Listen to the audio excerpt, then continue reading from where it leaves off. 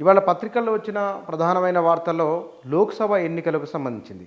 ఈ లోక్సభ ఎన్నికలకు సంబంధించి కాంగ్రెస్ పార్టీ ఆ, జిల్లా కాంగ్రెస్ పార్టీ అధ్యక్షుల నుంచి ఎవరెవరు ఏ నియోజకవర్గం నుంచి పోటీలో ఉండబోతున్నారు, ఎంతమంది ఆశావాహులు ఉన్నారు అనే లెక్కను తీసుకున్నది. దీని ప్రకారం చూస్తే కనుక ఒక్కొక్క నియోజకవర్గం నుంచి 10 మంది వరకు ఆశావాహులు ఉన్నట్లు తేలింది.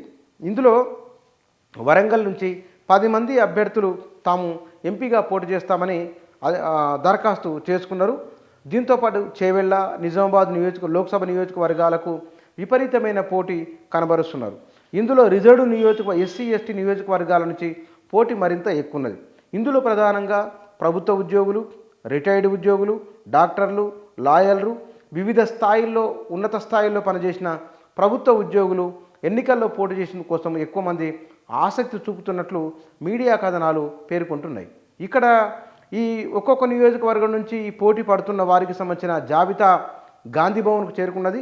దీపాదాస్ మున్షి, రేవంత్ రెడ్డి, కాంగ్రెస్ నాయకులు సమావేశమై మంగళవారం నాడు ఏ నియోజకవర్గం నుంచి ఎవరెవరు పోటీలో ఉంటారు, సామాజిక సమీకరణలు ఎక్కడున్నాయి, ఆ అభ్యర్థి గెలుపోటములకు సంబంధించిన అంశాలు ఇత్యాది విషయాలపైన చర్చించి తుది జాబితాను త్వరలోనే విడుదల చేసే అవకాశం ఉన్నది. ఇక్కడ నల్గొండ జిల్లాకు సంబంధించిన వాటిల్లో నల్గొండ, భువనగిరి ఈ 2 నియోజకవర్గాలపైన చాలా గట్టి పోటీ ఉన్నది. ఒక్కొక్క నియోజకవర్గాన్ని నల్గొండలో 3-4 పోటీలో ఉన్నారు. జానారెడ్డి కూడా రాజ్యసభను లేదా లోక్సభ ఇవ్వాలని అడుగుతున్నారు, లేదా తమ కుమారుడికి ఇవ్వాలని అడుగుతున్నారు.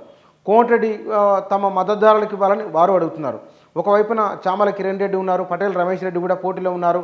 వీరితో పాటుగా చల్లా తేజ భువనగిరి నుంచి ఈయన విస్తృతంగా ఇప్పటికే జిల్లాల నియోజకవర్గాల వారీగా పర్యటన చేస్తున్నారు, చాలామందితో మాట్లాడుతున్నారు.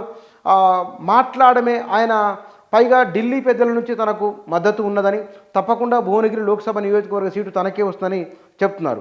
నియోజకవర్గాల వారీగా ఎమ్మెల్యేలను వరుసగా కలుస్తున్నారు, భేటీలు కూడా అవుతున్నారు.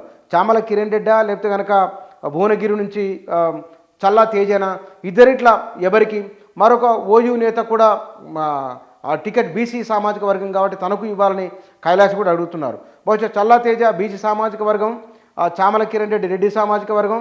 మరి బీసీలు అన్నప్పుడు బీసీలలో ఈక్వేషన్ పట్టుకొని ఎట్లా చేస్తారో చూడాలి. ఢిల్లీ పెద్దల అండదండలు ఉండాలి. ఇక్కడ ముఖ్యమంత్రి రేవంత్ రెడ్డి ఆశీస్సులు కూడా అవసరం. కాబట్టి ఇన్ని రకాలుగా ఉన్నవారు ఎవరున్నారు ఏమిటి అనేది ఒక్కొక్కని ఇట్లా. తర్వాత నిజామాబాద్ నుంచి జీవన్ రెడ్డి పేరు వినబడుతున్నది.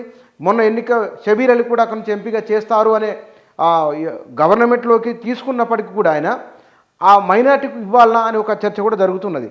దీంతో పాటుగా ఉమ్మడి మహబూబ్నగర్ జిల్లాకు సంబంధించిన వాటిల్లో నాగర్ కర్నూలు, మహబూబ్నగర్, ఈ నాగర్ కర్నూలు మహబూబ్నగర్లో ఇక్కడ కూడా ఒక్కొక్క నియోజకవర్గం నుంచి 3-4 పోటీ పడుతున్నారు.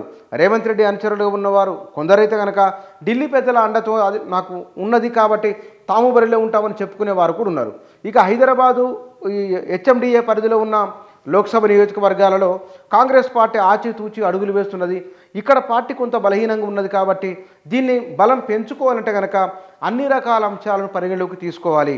బీఆర్ఎస్, బీజేపీ ఎవరిని బరిలో దించబోతున్నాయో వారిని చూసి ఇక్కడ బలమైన అభ్యర్థులను పోటీలో పెట్టాలనే ఆలోచనతో కాంగ్రెస్ పార్టీ ఉన్నట్టు తెలుస్తున్నది. దీనిపైన లోక్సభ అభ్యర్థులు ఎవరు అనే దానిపైన కొద్ది రోజుల్లోనే బహుశా ఈ వారం రోజుల లోపలనే, ఈ 2-3 రోజుల లోపలే దీనిపైన ఒక స్పష్టత వచ్చే అవకాశం ఉన్నది.